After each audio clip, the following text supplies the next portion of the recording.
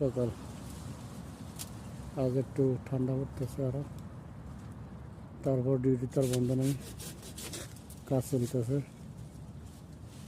একজন গাছ রাখায় গাছ কাটতেছে, ভিডিও করতেছি। ওইদিন গাছ কাটতেছি, গাছ চুলের উপরে রাখতেছে।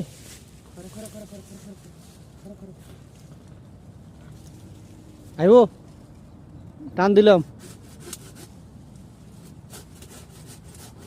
হ্যাঁ দাও, বুঝ দাও। এটা সাপ দিলে এখনই, এটা সাপ দোষ একটু মোটাটা। ও যাইতো না, এই এনে বুঝ দাও না তোমার, এনে এই এনে তো কাটো। এই সেটা 1 মিনিট। না না না না, এই তোমার হাতের উপরে কাটো। হ্যাঁ হ্যাঁ, এনে এটা কাটি দাও, এটা কাটি দাও না। হ্যাঁ